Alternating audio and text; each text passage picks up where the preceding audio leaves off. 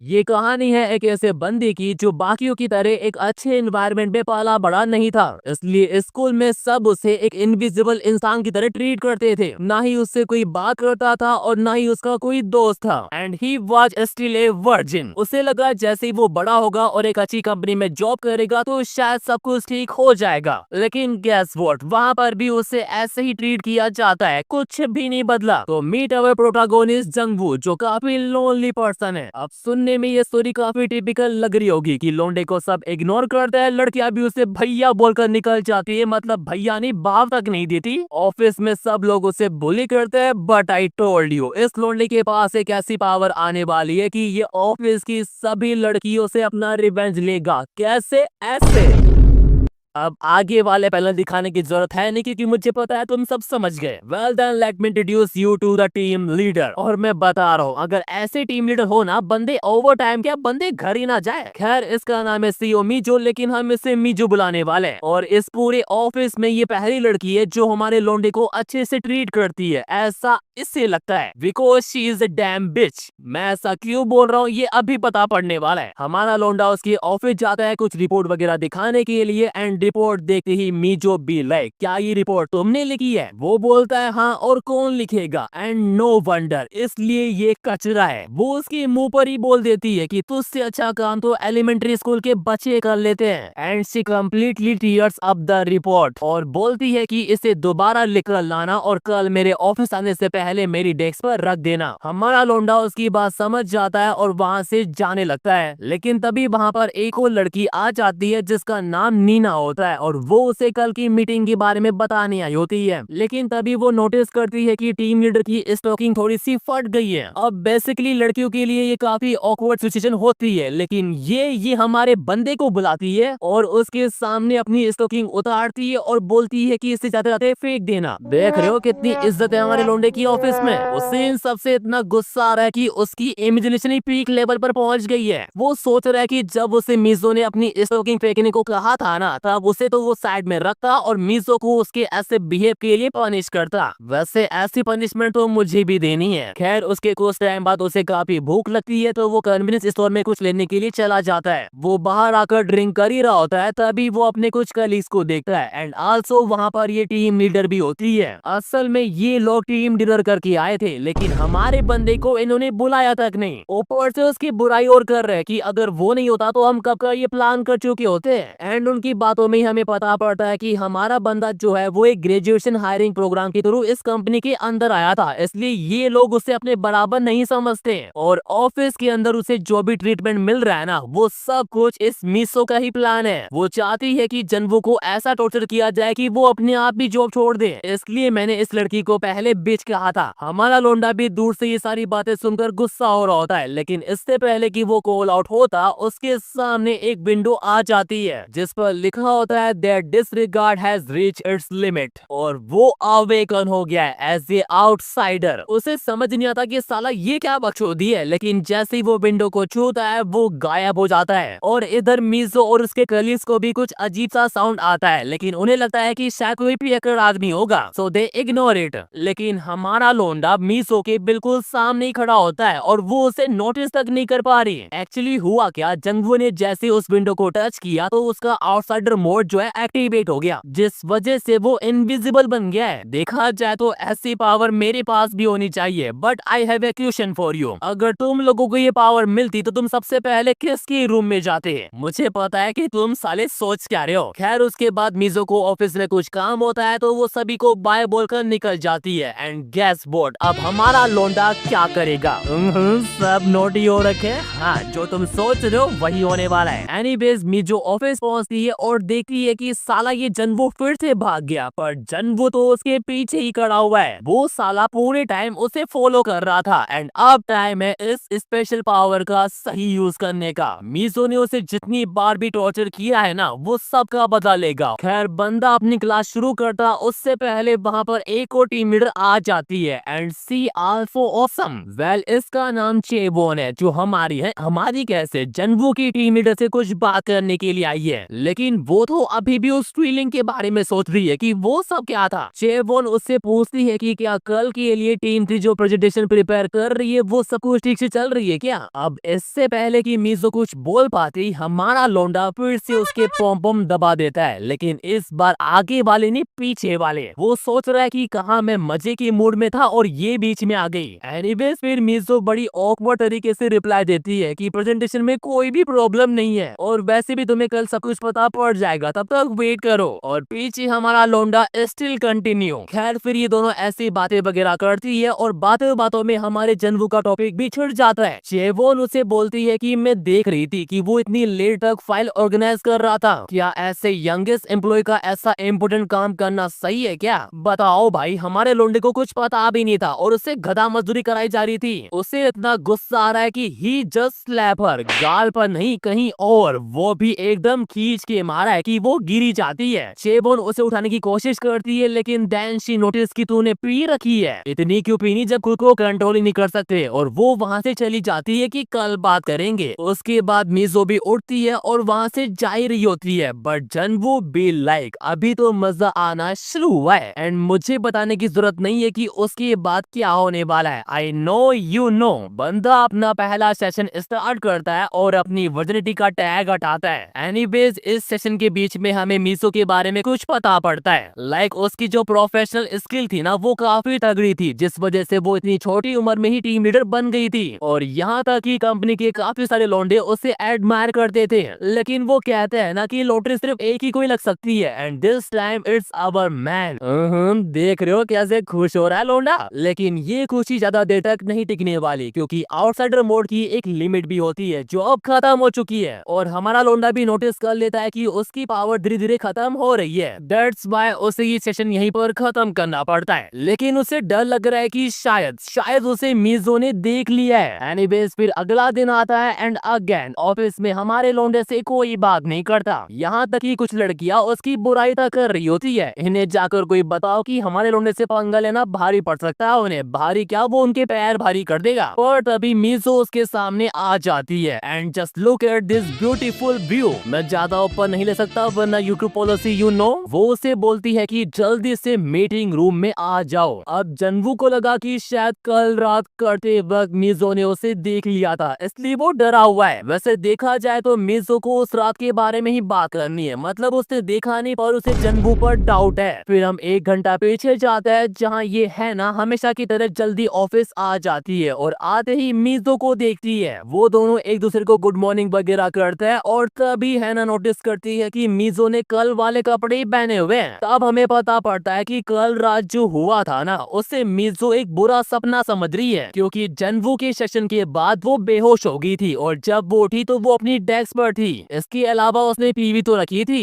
But उसे ये सब कंफर्म करना है, इसलिए वो हमारे बंदे से पूछ रही है क्योंकि कल रात वही ऑफिस रुका था। वो उससे पूछती है कि कल रात को मैं कुछ काम से ऑफिस आई थी लेकिन तुम मुझे कहीं भी नहीं दिखे। अब हमारा लोंडा ये तो नहीं बोल सकता कि कल रात वो उसी के साथ कबड्डी खेल रहा था, इसलिए बंदा भी लाइक मुझे कुछ इमरजेंसी आ गई थी दैट्स व्हाई वो घर चला गया था। और उसकी बात सुनकर मीजो को भी यकीन हो जाता है कि वो झूठ नहीं बोल रहा। और वैसे भी वो ऑलरेडी सीसीटीवी कैमरा चेक करके ही आई थी जहां उसने जनवू को बाहर जाते हुए देखा था लेकिन वापस आते हुए नहीं देखा। एंड नाउ शी अंडरस्टैंड कि इसके पीछे जंगवू नहीं था, तो वो उसे जाने को बोलती है। पर जब वो जा रहा होता है उसे गेट पर हैना मिल जाती है जिसे कुछ अजीब सी आवाज आई थी, इसलिए वो चेक करने के लिए आई है। लेकिन मीजो उसे बोलती है कि नहीं, हम तो बस काम की बातें कर रहे थे और वो हमारे लौंडे से कल जो असाइनमेंट दिया था ना वो मांगती है। पर साला ये कल इतना ज्यादा खुश था कि असाइनमेंट पूरा करना ही भूल गया। एक तो वैसे ही मीजो हमारे बंदे से चिढ़ती है और ऊपर से जब उसने काम पूरा नहीं किया तो वो उसे पूरे ऑफिस के सामने सुनाई देती है। एंड नाउ हमारा बंदा be like I need revenge. खैर अब टाइम है मीजो की प्रेजेंटेशंस का। वो सभी को ग्रिड करती है और अपनी प्रेजेंटेशन शुरू करती है। एंड गेस व्हाट, हमारा बंदा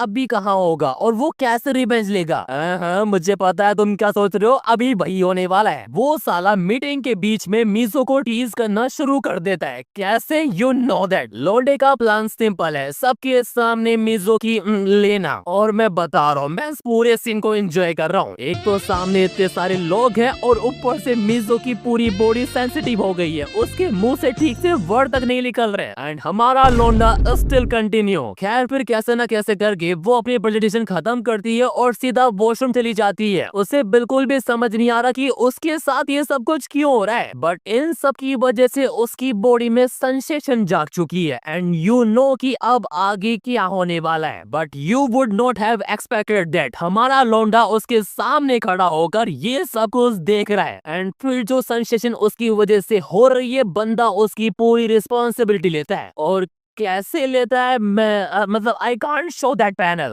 वेल उनका ये सेशन चल ही रहा होता है, तभी कुछ लड़कियां वॉशरूम के अंदर आ जाती है, जिसमें से एक हैना भी होती है। और तब हमें पता पड़ता है कि टीम 1 की लीडर यानी चेवॉन असल में प्रेसिडेंट की डॉटर है और उसका मिजो से 36 का आंकड़ा है। फिर अपना सेशन खत्म करने के बाद जैसे ही हमारा बंदा बाहर जाता है, उसे ये हैना देख लेती है। लो भाई, बंदा एक्सपोज हो गया। उसके बाद वो अपने घर जा रहा होता है और सोच रहा होता है कि ये आउटसाइडर मोड तो काफी तगड़ा है, जिसका यूज वो किसी को भी ह्यूमिलेट करने के लिए कर सकता है और कोई उसे पकड़ भी नहीं पाएगा। और उसका अब एक ही गोल है, अपनी लाइफ को कम्प्लीटली चेंज करना। लेकिन तभी हम देखते हैं कि ये है ना अभी भी उसका पीछा कर रही है। I don't know by but I smell it. यहाँ से कहानी में काफी तगड़ा ट्विस्ट आने वाला है। वेल उसके बाद अगला दिन आता है और हमारे बंदे को आउटसाइडर मोड के बारे में काफी चीजें पता पड़ी है, लाइक ये बस 2 घंटे तक ही काम करता है और एक बार जब इसका टाइम पूरा हो जाता है तब ये ऑटोमेटिक बंद हो जाता है और साथ ही एक कूल डाउन टाइम भी है। इसलिए हमारा लौंडा सोच रहा है कि अब उसे लेवल अप करना ही पड़ेगा, क्योंकि 2 घंटे भी उसे कम लग रहे हैं। साला हफ्सी मानुस। बट देन ही रियलाइजेस कि उसे केवल मीजो से नहीं बल्कि पूरे ऑफिस से बदला लेना है। वो ये सब सोच ही रहा होता है, तभी वहाँ पर हेना आ जाती है जो उसे बोलती है कि क्या हम 2 मिनट बात कर सकते हैं। अब तुम्हें लग रहा होगा कि कल जो वॉशरूम में हुआ उसे उसके बारे में बात करनी है, लेकिन नहीं, वो हमारे लौंडे को वार्निंग देने के लिए आई है कि जब टीम लीडर आज छुट्टी पर है तो ऑफिस के कुछ लोग तुम्हारे साथ मिसबिहेव कर सकते हैं और अगर ऐसा हो तो सीधे मेरे पास आ जाना। एंड ये सुनकर जंगबू भी लाइक ये लड़की इतनी बुरी भी नहीं है। अबे बुरी वो चुड़ैलों की माँ है। उसके बाद जब वो अपना सारा काम खत्म करके घर जा ही रहा होता है, उसे फिर से हैना मिल जाती है and both of them decide let's have a drink together. फिर वो दोनों एक बार में बैठे हुए होते हैं और बस ऐसे ही गॉसिप वगैरह मार रहे होते हैं। हमारा बंदा भी काफी खुश है क्योंकि ये पहली बार है जब वो किसी को वर्कर के साथ डिनर कर रहा है। उसके बाद मजे वगैरह करके वो दोनों बाहर आते हैं और तुम्हें क्या लगा, अब वो एक दूसरे को गुड बाय बोलेंगे और घर चले जाएंगे? आज ही घंटा,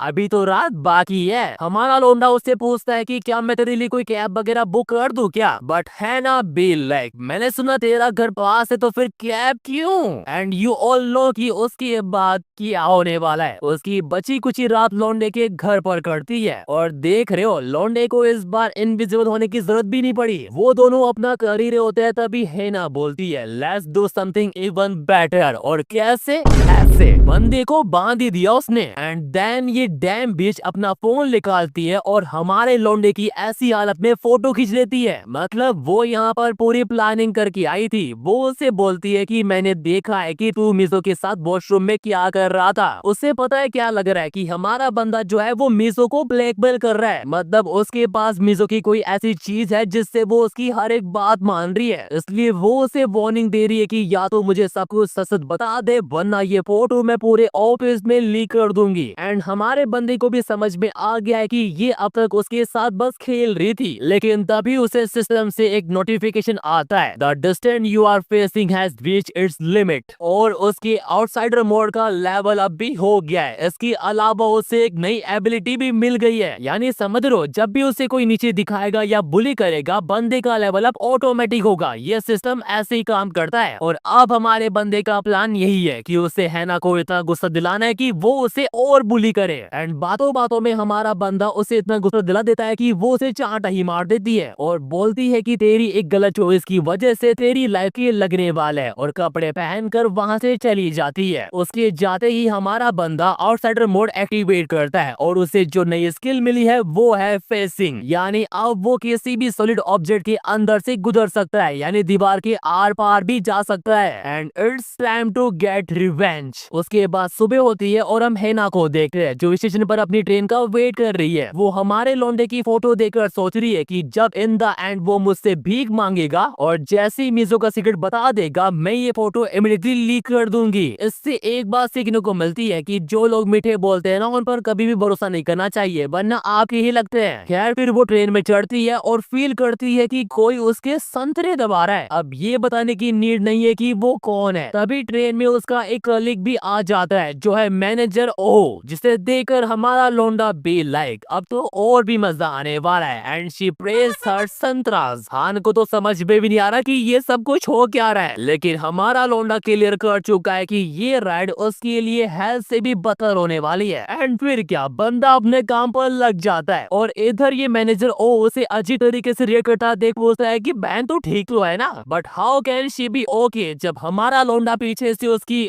समझ रहे हो ना वो भी भरी ट्रेन में। लौंडा इतना ब्रूटल वे में कर रहा है कि दूसरी ट्रेन वाला बंदा ही डर जाता है और पूरे एक चैप्टर के बाद ये सेशन खत्म होता है ना की हालत देखो एक बार। और इधर हमारे लौंडे ने अपनी न्यू एबिलिटी का यूज करके उसका फोन चुरा लिया है, यानी अब वो उसे ब्लैकमेल नहीं कर पाएगी। वो फोन देख ही रहा होता है तभी हैना के फोन पर मीजो का फोन आता है जो ठीक उसके पीछे ही खड़ी होती है। जंगबू उसे देखता है और उसका फोन काट कर पूछता है कि क्या तू पहले से बेटर फील कर रही है, बट मीजो अपना वही एटीट्यूड में बोलती है कि मुझे तेरी सिंपैथी नहीं चाहिए, अगर तेरे पास इतना ही फालतू टाइम है तो उसे काम में लगा। अब वैसे तो ये कन्वर्सेशन इतनी इम्पोर्टेंट नहीं थी, लेकिन जहाँ मीजो को पहले हमारा बंदा इरिटेटिंग लगता था अब उसकी आवाज सुनते ही उसकी पूरी बॉडी में अजीब सी सेंसेशन होती है। हमारे बंदे की क्लास का उस पर इतना असर पड़ा है कि उससे इन सब की आदत सी हो गई है। और इधर हमारा बंदा सोच रहा है कि इसका एटीट्यूड तो अभी भी चेंज नहीं हुआ, शायद 2-3 सेशन और करने पड़ेंगे। लेकिन एक तरीके से उसके लिए सही भी है क्योंकि लोग जितना उसकी इंसल्ट करेंगे वो उतना ही स्ट्रॉन्ग बनता जाएगा एंड उतना बड़ा फिर उसका रिवेंज भी होगा। खैर फिर हम हैना को देखते हैं जिससे अब रियलाइज होता है कि उसके पास उसका फोन ही नहीं है। तभी मैनेजर ओ आता है और उससे पूछता है कि क्या कोई गड़बड़ है क्या, लेकिन तभी वहाँ पर हमारा लौंडा भी आ जाता है। मैनेजर ओ ने उसे कुछ डॉक्यूमेंट प्रिंट कराने के लिए दिए थे तो वो देने आया है, पर उसे इतना रिलैक्स देकर हैना उससे बोलती है कि क्या हम 2 मिनट बात कर सकते हैं जरा। उसके बाद वो दोनों ऑफिस के रूप जाते हैं जहाँ हैना वही उसे फोटोज की धमकी देती है, अगर तुमने मुझे मीजो की वीकनेस के बारे में नहीं बताया तो मैं उन फोटोज को लीक कर दूंगी, फिर जो कुछ भी होगा मुझे मत बोलना। But she does not know कि हमारे बंदे के पास उसका फोन है तो वो क्यों डरेगा। वो उसका हाथ पकड़ता है और बोलता है कि तुझे उन फोटोज का जो करना है वो कर, मुझे घंटा फर्क नहीं पड़ता, और उसका हाथ अपनी गन मशीन पर लगाता है। अब आगे का कार्यक्रम शुरू होता उससे पहले हैना वहाँ से चली जाती है। बंदी को ट्रेन में ऑलरेडी मिल चुका है जो मिलना था, फिर जंगबू भी उसके पीछे पीछे आ रहा होता है, लेकिन तभी अचानक से गेट खुलता है और उसके मुंह पर लगती है। एंड जो रूफटॉप पर आई है वो है प्रेसिडेंट की बेटी चेबोन जो अपने हस्बैंड से बात कर रही होती है। असल में उसकी शादी 1 साल पहले हुई थी और उसका जो हस्बैंड है वो एक बड़ी कंपनी के मेजर शेयर होल्डर का बेटा है। और रही बात चेबोन की तो उसकी प्रमोशन एसोसिएट डायरेक्टर के लिए ऑलमोस्ट पक्की है। इन शॉर्ट उसकी लाइफ फुल ऑन मजे में कंपेयर टू जनवुड जो पॉवर्टी में जिया है। खैर फिर वो वहाँ से जा रहा होता है लेकिन गेट की आवाज से चेबोन उसे देख लेती है। जंगबू को लगता है कि अब तो वो गया, बट चेबोन उसे बिना बोले ही वहाँ से चली जाती है। ये देखकर जंगबू सोचता है कि शायद मेरे जैसे लो लेवल एम्प्लॉय का होना या ना होना उसके लिए मैटर नहीं करता,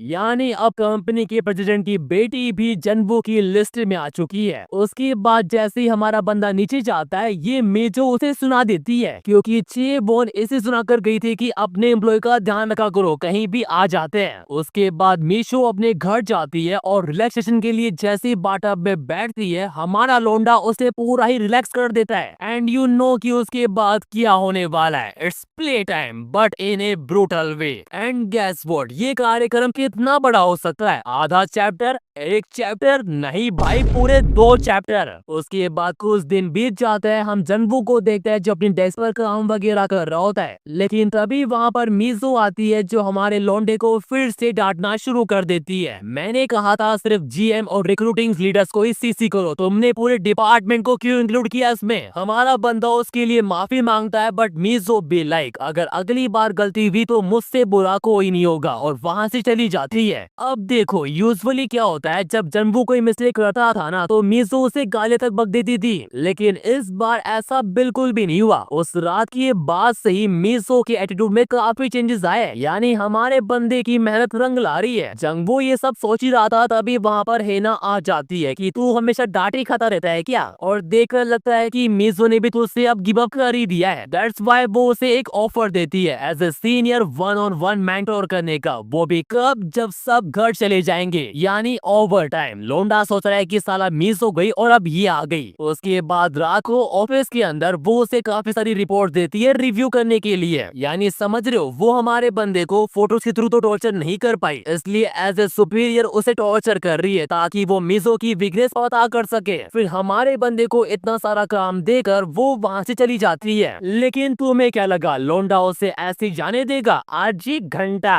वो उसे बताता है कि सुपीरियर कौन है, वो भी अच्छे से। लेकिन तभी कार्यक्रम के बीच में ही बंदा एक्सपोज हो जाता है। हेना को पता पड़ चुका है कि ये और कोई नहीं बल्कि जनवुई है। मतलब रात को उससे ओवर टाइम कराना ये सारा उसका प्लान था ताकि वो गुस्सा हो जाए और उससे रिवेंज ले। एंड यू नो कि उसको पता कैसे पड़ा? अगर तुम्हें याद है तो जनवू ने पहले इनविजिबल होकर उसके साथ और फिर ये उसके घर आई थी। वहां से उसको आइडिया लगा कि जो दोनों बार फीलिंग थी ना वो सेम थी। और जब उसने हमारे बंदे का एटीट्यूड देखा तो उसे कंफर्म हो गया कि ये साला मिजो और मेरे साथ खेल रहा है। दैट्स व्हाई उसने ये सारा प्लान बनाया था। लेकिन हमारा लोंडा बी लाइक सो व्हाट, तू क्या सबको ये बताने वाली है कि मैं एक इनविजिबल मैन हूँ? जरा बताना तो ये प्रूव कैसे करेगी? दैट्स व्हाई हैना उसे अपनी टांगों में होल्ड कर लेती है। लेकिन यू नो कि हमारे लोंडे का स्टेमिना कितना तगड़ा है। और फिर कार्यक्रम के एंड में हमारा लोंडा उसे वार्निंग देकर जाता है कि अगर तू मेरे रास्ते में आई तो नेक्स्ट टाइम और सफर करना पड़ेगा। आई नो अब तुम्हें लग रहा होगा कि वो अगले दिन हमारे बंदे को एक्सपोज कर देगी, लेकिन ऐसा कुछ भी नहीं होता। उसका प्लान हमारे बंदे को एक्सपोज करने का नहीं बल्कि उससे भी बढ़कर है। And do you know what her plan is? हमारे लोंडे को हर दिन टॉर्चर करना,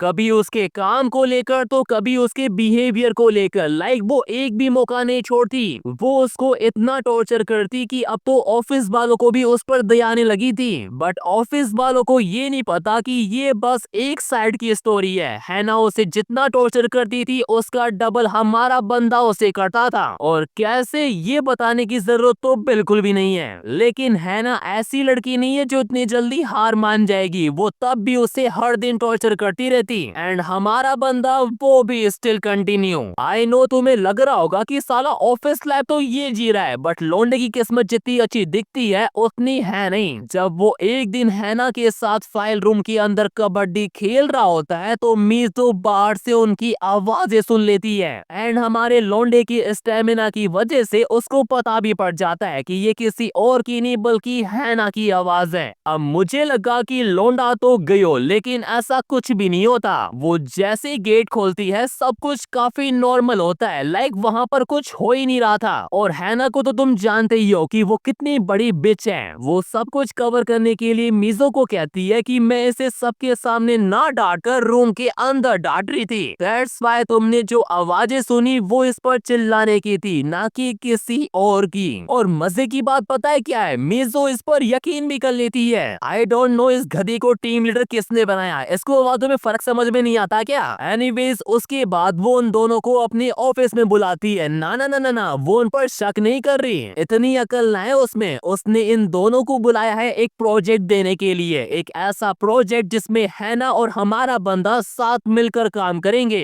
और पता है मिजो ने ये फैसला क्यों लिया है? उनकी क्लोजनेस को देखकर। एंड देखा जाए तो ये हमारे बंदे के लिए एक ग्रेट अपॉर्चुनिटी भी है अपने आप को साबित करने की। देन उसके थोड़ी देर बाद हैना और जंगवू मीटिंग रूम में बैठकर अपने प्रोजेक्ट के बारे में बात कर रहे होते हैं। और बातों बातों में हमें पता पड़ता है कि उन्हें ये प्रोजेक्ट क्यों मिला है। असल में क्या है, टीम 1 की जो लीडर है उसे प्रमोट करके एसोसिएट डायरेक्टर बनाया जा रहा है। क्यों? क्योंकि वो चेयरमैन की बेटी जो है। लेकिन कंपनी के भी कुछ असूल होते हैं, वो उसको ऐसे ही प्रमोट नहीं कर सकती। दैट्स व्हाई जो प्रपोजल टीम 3 ने बनाया था उससे चुरा कर टीम 1 को दे दिया गया और बदले में ये यूजलेस प्रोजेक्ट उन्हें दे दिया गया। इसलिए तो मिजो और टीम 1 की लीडर यानी सोंग की कभी बनती नहीं नहीं है, क्योंकि मीजो को लगता है कि जो पोजीशन उसे मिलनी चाहिए थी वो उससे छीन ली गई। और पता है यही रीजन है कि मीजो अनजस्ट हायर्स यानी हमारे लौंडे से नफरत करती है, क्योंकि वो एक प्रोग्राम के थ्रू इस कंपनी के अंदर आया था।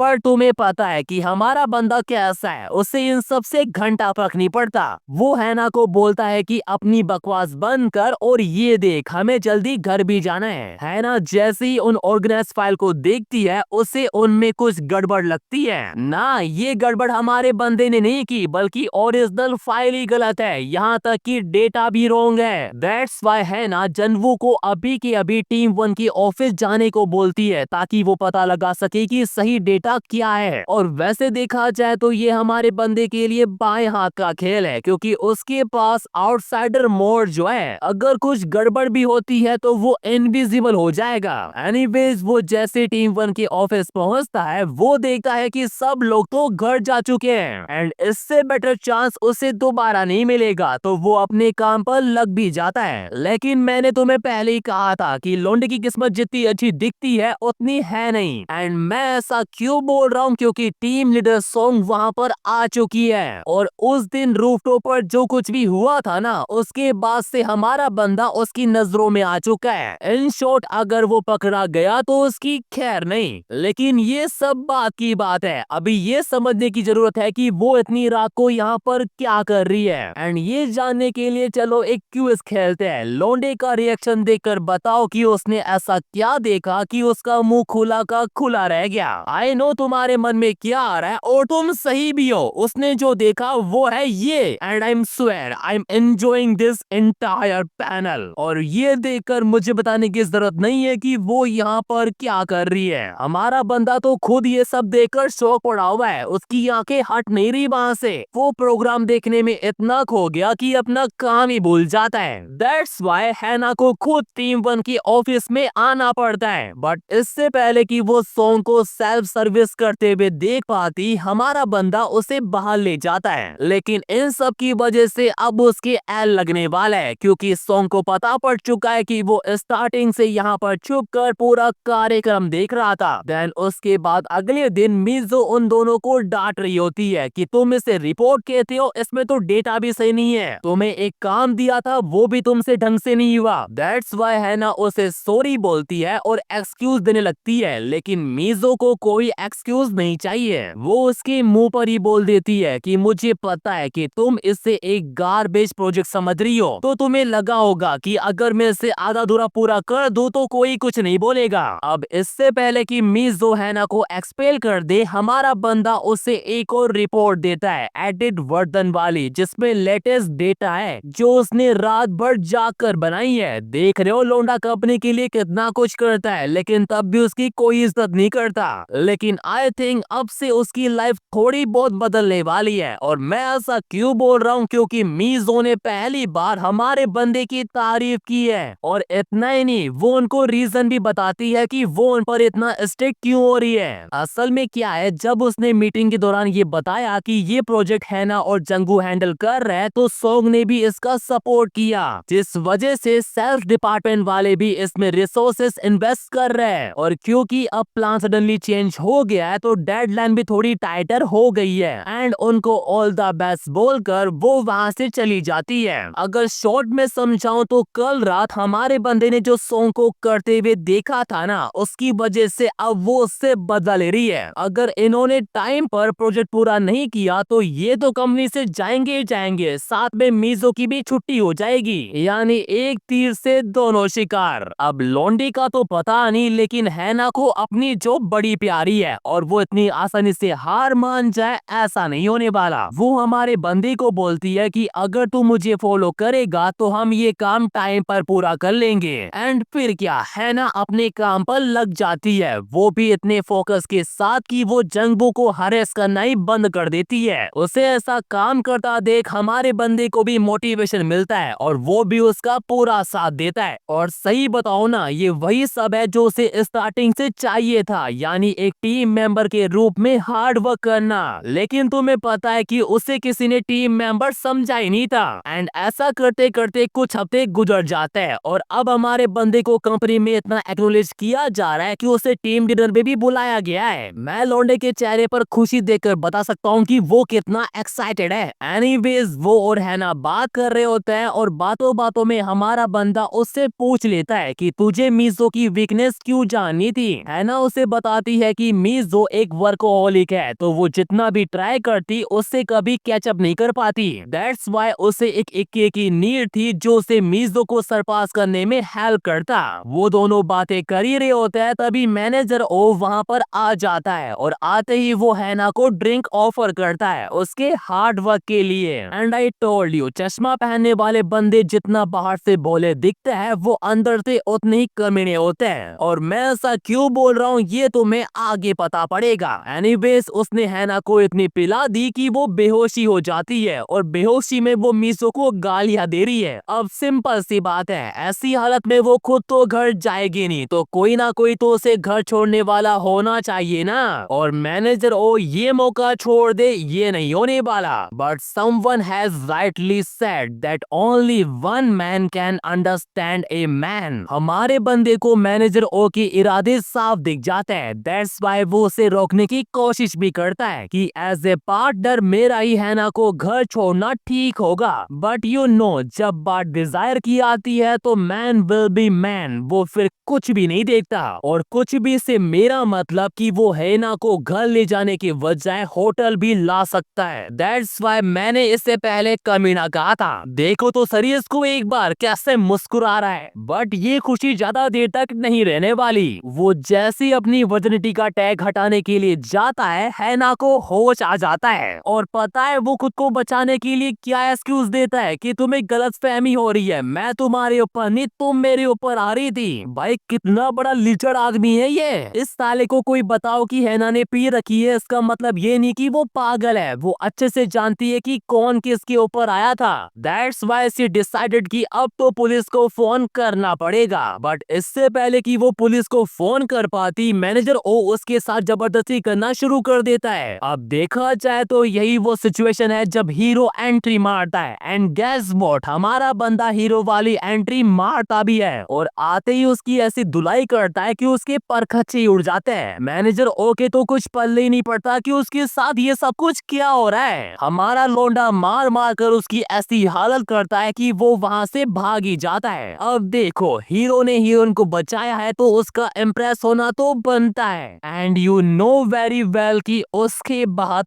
क्या होने वाला है। देन अगले दिन हैना और जंग वो कैफेटेरिया में बैठकर खाना खा रहे होते हैं और तभी हमें पता पड़ता है कि हैना ने मैनेजर ओ को बस यूं ही जाने दिया, उस पर कोई भी केस वगैरह कुछ भी नहीं किया। क्यों? क्योंकि वो चाहती थी कि उसकी वजह से उनके प्रोजेक्ट पर कोई भी इफेक्ट ना पड़े। एंड साथ ही उस रात के बाद से हमारे लौंडे के लिए हैना का बिहेवियर थोड़ा बदल सा जाता है, थोड़ा नहीं कुछ ज्यादा ही। एनीवेज ऐसे ही टाइम गुजर जाता है और कुछ दिनों के बाद वो अपना प्रोजेक्ट भी पूरा कर लेते हैं। लेकिन ये जितना आसान दिखता था उतना था नहीं, क्योंकि जब जब टीम 1 ने उनके साथ कोऑपरेट करने से मना किया था तो हमारे बंदे ने अपनी आउटसाइडर मोड का यूज करके उसे ओवरकम किया था। बट इतनी मुश्किलों के बावजूद भी उन्होंने ये प्रोजेक्ट टाइम पर पूरा कर दिया। दैट्स व्हाई सब सीनियर उनके लिए काफी खुश भी होते हैं केवल सॉन्ग को छोड़कर, क्योंकि हमारे बंदे ने उसके प्लान पर पानी जो फेर दिया। लेकिन अभी तो रुको, ये चीज तो एक्सपेक्टेड थी लेकिन आगे जो होने वाला है वो बिल्कुल अनएक्सपेक्टेड है। क्यों? क्योंकि पहली बार मीजो ने हमारे बंदे की तारीफ की है कि अब वो एक रियल एम्प्लॉय लग रहा है। अरे दीदी वो पहले भी एम्प्लॉय था पर तुम ही उस पर ध्यान नहीं दे रही थी। एनीवेज ये पहली बार है जब उसके काम को और उसे एक्नॉलेज किया गया, तो सेलिब्रेट करना तो बनता है और इस बात से तो हैना भी अग्री करती है। बट हमारा बंदा भी लाइक अभी उसे बस घर जाना है और सोना है। वैसे देखा जाए तो उसके लिए भी ये काफी बड़ी बात है, लाइक उसके लिए तो उसका सपना पूरा हो गया। वो ये सब कुछ सोच ही रहा होता है तभी सॉन्ग वहां पर कार लेकर आ जाती है और उसे डिनर के लिए इनवाइट करती है। देन उसके थोड़ी देर बाद वो और सॉन्ग साथ बैठकर डिनर कर रहे होते हैं। आई नो तुम्हें लग रहा होगा कि सॉन्ग भी हमारे बंदे से इम्प्रेस हो गई है, लेकिन ऐसा कुछ भी नहीं है। उसने यहाँ उसे इसलिए इनवाइट किया है ताकि वो उसके मुंह पर बोल सके कि वो ये कंपनी छोड़ दे।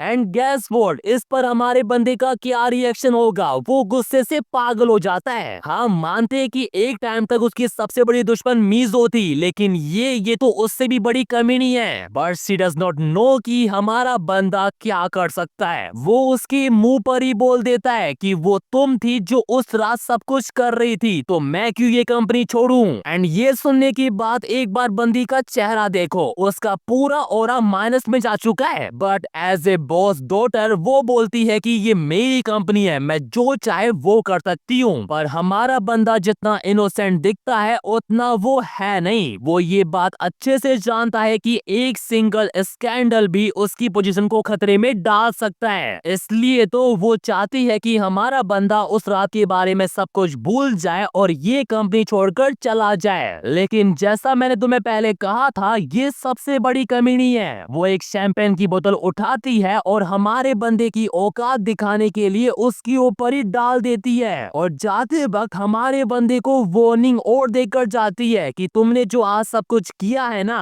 उसकी तुम्हें बहुत बड़ी कीमत चुकानी पड़ेगी। But she does not know that कि कीमत हमारे बंदे को नहीं, उसे ही चुकानी होगी। उसने हमारे बंदे को जितना जलील किया है ना, उस वजह से उसका लेवल अप हो जाता है और उसे एक न्यू एबिलिटी भी मिलती है। अब देखो, हमारे बंदे के पास दो ऑप्शन है, या तो वो अपने इनविजिबल मोड का यूज करके जैसा उसने मीसो के साथ किया वैसा ही वो सॉन्ग के साथ कर सकता है, लेकिन ऐसा करने से वो उसका पीछा बिल्कुल भी नहीं छोड़ने वाली। तो उसको कुछ एक ऐसी चीज चाहिए ताकि उससे वो उसको ट्रैप कर सके, और ऐसा करने का केवल एक ही बेस्ट वे है, इनविजिबल होकर उसकी प्रोफेशनल और प्राइवेट लाइफ पर नजर रखना। And you know very well कि इस काम में तो हमारा बंदा माहिर है। वो कुछ दिनों की छुट्टी लेकर इसी काम में लग भी जाता है। एंड पागलों की तरह उसका पीछा करने के बाद पता है उसको क्या पता पड़ता है कि सॉन्ग पर कितना प्रेशर है। एक तो उसे टाइम पर अपना काम पूरा करना है ताकि उसकी चेयरमैन की कुर्सी बची रहे, और दूसरी साइड उससे अपना वंश भी आगे बढ़ाना है, यानी उसके फादर को अपने पोतों के साथ खेलना है। अब ऐसा नहीं है कि उसको बच्चे नहीं चाहिए, बंदी अपना पूरा बेस्ट दे रही है, लेकिन उसकी हस्बैंड को अभी इन सब में कोई भी इंटरेस्ट नहीं है। तो वो कर भी क्या सकती है सेल्फ सर्विस करने के अलावा। एंड गेस व्हाट, अभी हमारा बंदा कहां पर होगा? उसके सामने, और क्या कर रहा है? उसकी सेल्फी ले रहा है, क्योंकि यही वो चीज है जिससे वो उसको ट्रैप में फंसा सकता है। देन उसके अगले दिन जब सोंग का हस्बैंड गोल्फ खेलने के लिए जाता है, ये साला उसके घर भी पहुंच जाता है, इसलिए उसे वो फोटो दिखाने के लिए। पर सिंपल सी बात है, सोंग उसकी बात पर क्यों यकीन करेगी? तो वो उसके मुंह पर दरवाजा ही बंद कर देती है। लेकिन उसको ये नहीं पता कि हमारे बंदे के पास इनविजिबल की पावर है, और उसकी मेहरबानी से ही उसका लेवल अप हुआ है, जिस वजह से वो किसी भी ऑब्जेक्ट के आर पार जा सकता है। एंड अब टाइम है रिवेंज का। वो उसे उसकी सेल्फ सर्विस वाली इमेज दिखाता है, जिसे देखकर सोंग कंप्लीटली स्टन रह जाती है। उसका मुंह खुला का खुला रह जाता है। बट इससे पहले कि वो कुछ समझ पाती, हमारा बंदा खुद ही उसके सारे सवालों के जवाब दे देता है, कैसे? उसके सामने इनविजिबल होकर। And just look at song reaction. एक तो वो पहले से ही शौक थी, अब तो सदमे में जा चुकी है। एंड यू नो कि उसके बाद क्या होने वाला है। पर मजे की बात पता है क्या है? वो उसके हस्बैंड के आने के बाद भी नहीं रुकता।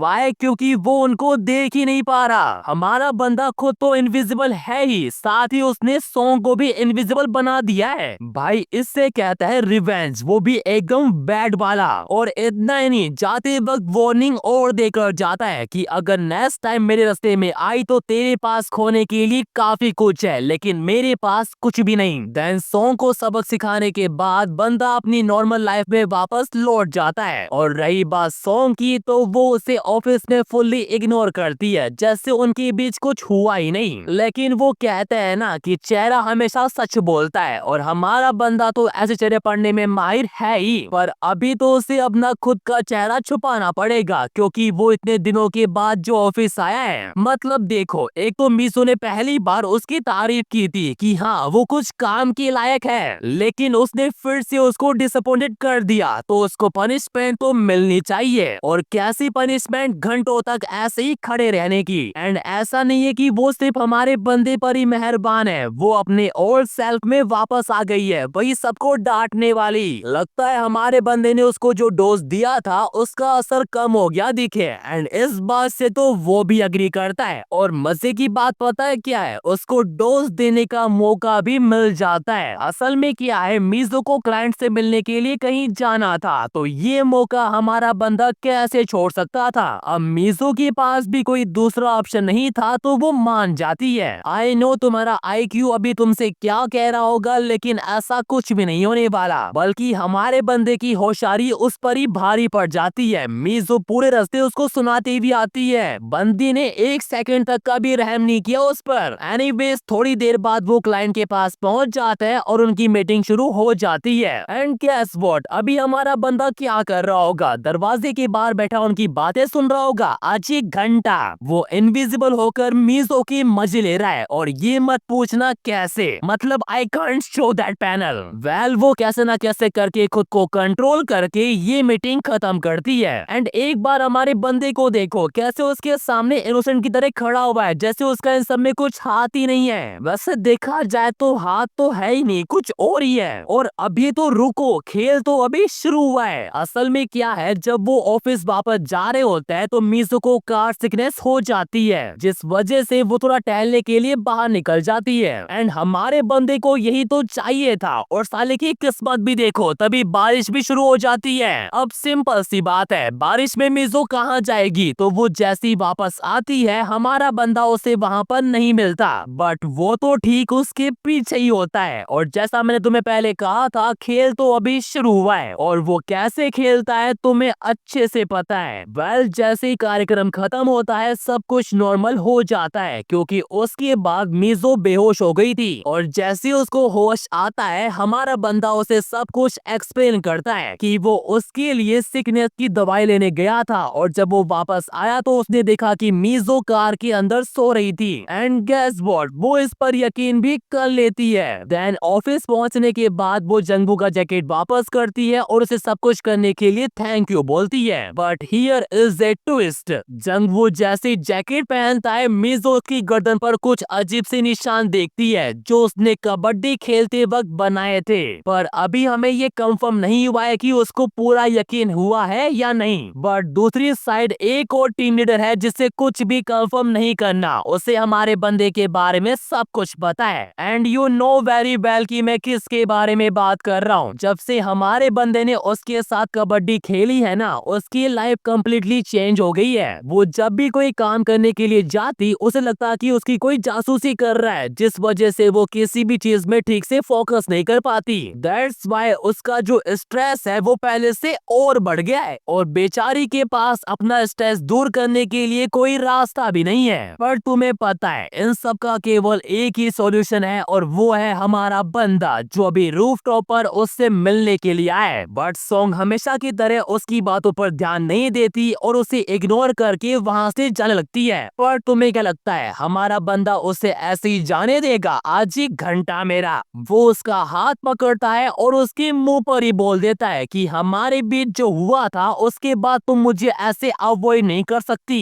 तुम और मैं अब एक इंटेंस रिलेशनशिप में। अब सिंपल सी बात है, ये सारी बातें सुनने के बाद सॉन्ग खुश तो होगी नहीं, तो वो उसे गुस्से में बोलती है कि कट द क्रैप, तू और मैं ये कभी भी नहीं हो सकता, और तेरे लिए ये बेहतर होगा कि तू ये बकवास कहीं और जाकर ना करे। पर हमारे बंदी को तो तुम जानती ही हो, वो किसी से कहाँ डरने वाला है। वो यहाँ जिस काम से आया है वो तो वो करके रहेगा। उसने ठान लिया है कि वो सॉन्ग का जो दूसरों को नीचे दिखाने वाला माइंडसेट है ना, उसको कम्प्लीटली चेंज करके रहेगा। एंड ये वो कैसे करेगा? ऐसे उसे एक डॉग की तरह ट्रीट करके, और सिर्फ ट्रीट ही नहीं कर रहा, उसे पूरे ऑफिस में एक डॉग की तरह वॉक करा रहा है। आई नो तुम्हें लग रहा होगा कि ये कैसे पॉसिबल है। असल में ये उसकी एक एबिलिटी है कॉन्फर की, यानी वो जिसके भी कांटेक्ट में होगा वो भी इनविजिबल हो जाएगा। इन अदर वर्ड, अगर वो ये लीश ड्रॉप करता है तो पूरे ऑफिस के सामने सॉन्ग के लग जाएंगे। दैट्स व्हाई हमारे बंदे की बात मानने के अलावा उसके पास पास कोई और चॉइस नहीं है। लिटरली भाई कंपनी की ओनर की डॉटर है वो,